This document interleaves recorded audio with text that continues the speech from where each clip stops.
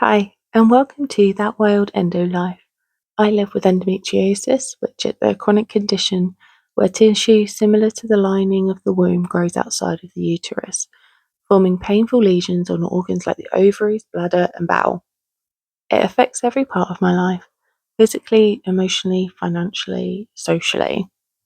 Because I'm open about my illness, people often come to me with questions.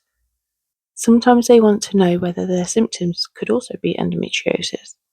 Sometimes they're desperate for relief because their GP has brushed them off again. And sometimes, more than you'd think, people ask me how much evidence they need before a referral to an endometriosis specialist will be taken seriously. Even now, after 20 years of symptoms and a formal diagnosis, I still don't know how to answer that question. I'm always honest because I believe that understanding the worst parts of endometriosis care prepares you for the reality of navigating it. And usually I say something like this: write everything down. Get the people around you to write things down. Because in my experience, nothing in my medical file has ever been enough to convince most doctors that my pain is severely affecting my quality of life. And that is the truth. I have years of notes describing chronic pelvic pain, irregular bleeding, fatigue, and flare ups that dictate what I can and can't do. I have a formal diagnosis of endometriosis, a condition known to reduce the quality of life, mental health struggles, and long term disability. I have records of missed work, cancelled plans, multiple appointments where I've said in different ways, I can't live like this. And still, I walk into clinics and feel like I'm starting from zero every time. It's like my medical history evaporates the moment I sit down. I get asked the same questions, given the same suggestions, and told the same lines I've heard since I was 12. It's exhausting to feel like you're constantly re-auditioning for the role of patient-worthy care. One of the hardest parts of endometriosis care is how quickly the word normal gets used against you. Your scan is normal. Your bloods are normal. Your laparoscopy was clear. You start hoping for something, anything, to show up as abnormal.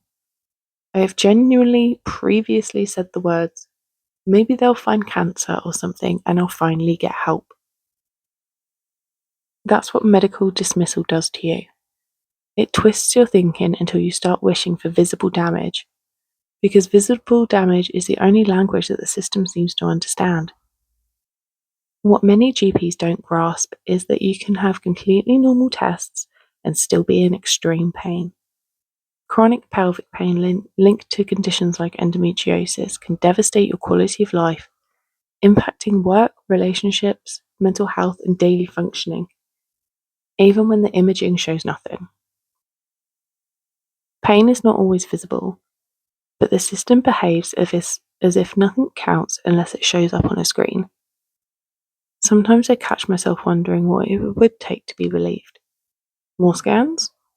More surgeries? A pain score so high I end up in A&E? A job that I've lost? A relationship that I've broken? The irony is, I've had all of these already. People like me aren't outliers. We are exactly what the data describes. Yet somehow, when we describe our own pain, it's treated as an opinion rather than evidence. There's this strange, painful gap between what research shows and how many of us are treated.